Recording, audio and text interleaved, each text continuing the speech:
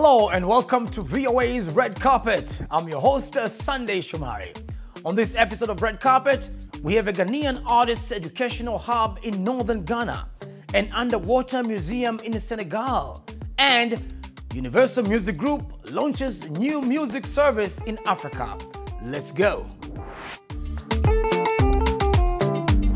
We'll begin the show with some highlights of the latest entertainment news around the world. Let's start with some film news. The cast and director of the upcoming sequel to Marvel Studios' blockbuster Black Panther paid tribute to their late co-star Chadwick Boseman and said they worked through their grief while making the new film.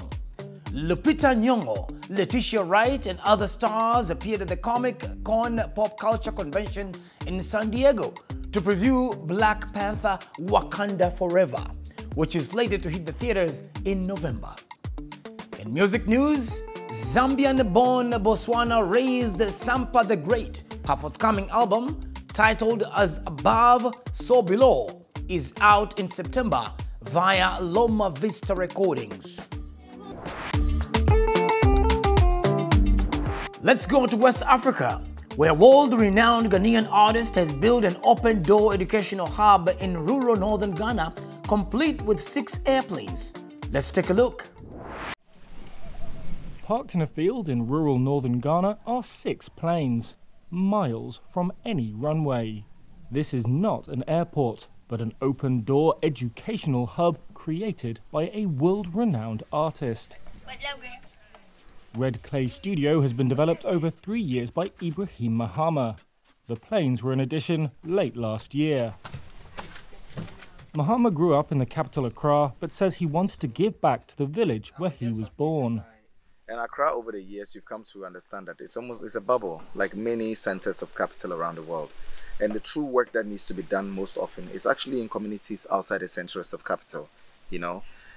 If you're able to do anything within these spaces that transform ideas, lives, and things like that, in the future, it means that it's going to make the entire country, or even the entire world, even a much better place.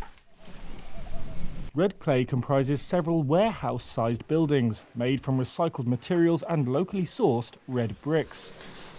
The materials are typical of Mahama, who made a name for himself repurposing unwanted or discarded items into monolithic pieces of contemporary art. That work continues at Red Clay, which doubles as his personal studio. But during the school year, its towering halls are crowded with students hearing lectures on subjects from history to conservation. If children grow up and they can think differently from what their predecessors were thinking, it is a step towards a certain kind of eminent change within our society. One beneficiary is Abdul Latif Zakaria. He's been coming to Red Clay for years. His father Dinar developed a passion for aviation while working as the compound's caretaker. It is a future generation that we are sowing here. Everybody wants to sow a good seed. So when you sow good seeds, inshallah, tomorrow it will germinate. Abdul Latif says the centre provides children with an opportunity to explore topics that would otherwise be closed off to them, helping them build confidence and learn more about who they are. Or, to put it another way, it's a place where thoughts are allowed to take flight.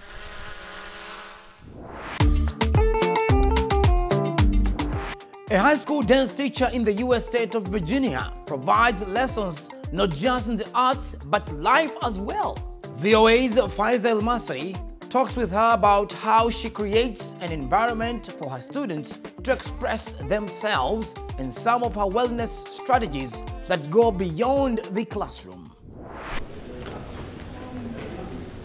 We're going to start our choreography unit officially today. We did some of the choreography last week. My name is Lisa Gurney, and I am the dance specialist here at South Lakes High School, and I also teach yoga for wellness and strategies for success. We're going to do a combination with the musicality again, like the one we did last week with that one. In the dance classes, typically you would think of just learning technique, different styles of dances. But we go beyond that. We talk about the history behind the dancing, and we talk about how to compose dances and how to put them together. Respect, we've talked about that a lot lately.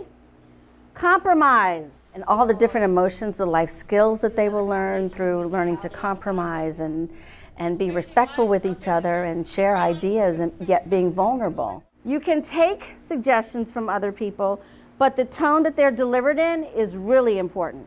I try to create a safe environment for everyone that's not judgmental so that they can express themselves the way they'd like to. Down, up.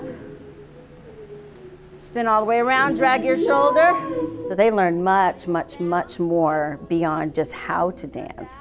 They learn why they're dancing and how they can use that in other areas of their lives. 6, 7, 8.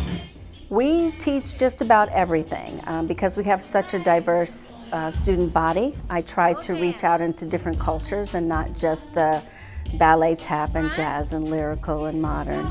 But we go into cultural dancing, and it gives them an opportunity to share and teach others what they're used to. So we touch on all different styles of dance. 1, 2, 3, 4. We've done African dancing, we've done Latin, we've done a whole unit on learning how to salsa and how to merengue and bachata and things like that. And so many of my students are Latin that they really enjoyed being part of that and sharing their culture with us. And it allows me to move in the space with control. It gives me an opportunity to express myself without necessarily having to speak, but in a way that people can still understand and relate.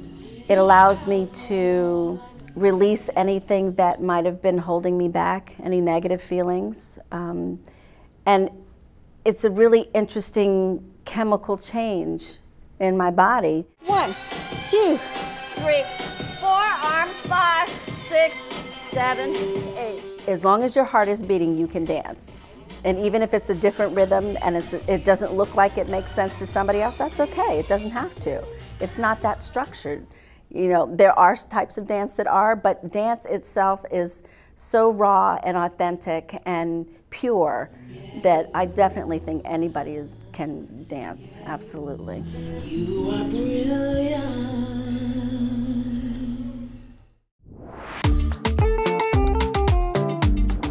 Senegal has opened an underwater museum just off the coast from its capital, Dakar. Its goal? To raise awareness of environmental problems in the bay. Alison Fernandez explains in this report, narrated by Kara Ginsberg, with video by Mbaye Ndia. The Océanium, a Senegalese scuba diving center and NGO specializing in environmental protection, has just set up West Africa's first underwater art museum. About 100 meters off Dakar's shore, 8 sculptures were installed last December. Scuba diving offers the best way to see the sculptures in waters often clouded by pollution and cluttered with plastic bottles and other debris. We think that by creating this museum, we will create awareness, because as soon as you say art, people move. These sculptures are made from ecological material. The material is a type of clay, says art marketer Ouidia. 6 months after its installation, the sculptures are covered with marine life like barnacles that filter and cleanse the water. So that means restoration is at work. Artificial reefs provide habitat for marine life, with food and shelter encouraging reproduction. That could help counter the overfishing that has depleted the bay. The Underwater Art Museum is the brainchild of Radwan El Ali, director of the diving club. The club takes other steps to aid the environment. On this morning, El Ali and a team of other divers descend 25 meters to remove 2 fishing nets attached to sunken ships. Fish and other sea creatures can get tangled in the nets and die. It's dangerous for divers, too. The first risk is that we cling to the net and get stuck. That's why there has to be at least 2 divers, one watching while the other works. The second risk is when we inflate the parachute to lift the net. If the net catches us, we go up without stopping, so we can have a decompression accident. After 45 minutes underwater, the divers bring up a nylon net stretching roughly 100 meters long and about 20 meters wide. There was a moray eel that died eating a fish. The fish is still in it. Last year, El Ali and his divers pulled 25 tons of fishing net out of the sea. Fishing is vital to Senegal, employing roughly 600,000 people and serving as a main protein source nationwide. But the sector is in crisis from overfishing by individuals and industrial fleets. People are hungry, fighting more and more to live, even to survive. And today, we lose a ton of fish every year to nets. El Ali estimates his organization removes 30 to 40 abandoned nets each year. He said Océanium hopes to get financial support so it can continue its environmental work. For Alison Fernandez in Dakar, Senegal, Carol Gunsberg, VOA News.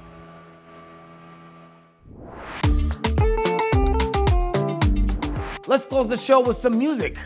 Like many seeking to capitalize on the growing success of music from Africa, Universal Music Group has launched a new service dedicated to independent labels and artists and to digitizing out-of-print music catalogs. Universal Music Group has launched a service dedicated to independent African labels and artists amid a global media and brand race to claim a stake in the continent's music market. The recently established Virgin Music Africa Label and Artist Service will also digitize out-of-print music catalogues, says Universal Music Africa's Managing Director Franck Alcide Kakou. Virgin's ambition is to give a digital life to these recordings, which are in vinyl cassettes or CD format, and which are not aimed at today's younger public, which has other modes and types of consumption, and which is waiting to have access to their heritage on these platforms. Bolstered by internet and smartphone penetration, media consumption across Africa is changing rapidly. The continent's music is also being consumed far beyond its borders, with artists and genres like Afrobeats, rumba and amapiano headlining global concerts and festivals and topping charts. Music services like Spotify have also been tapping into the market with dedicated and expanded offerings. It is an opportunity for countries that are also experiencing this digital transformation to integrate this heritage into the cultural offer that is on the platforms. The new service says it has over 15,000 music titles, 50 partner labels, and around 100 artists from 25 countries. Thanks for watching VOA's Red Carpet. I'm your host, Sunday Shomari. For more on your entertainment news, check us out on voaafrica.com or on Facebook, Instagram, and YouTube. Don't forget to like, share, and subscribe. Until next time, goodbye, everyone.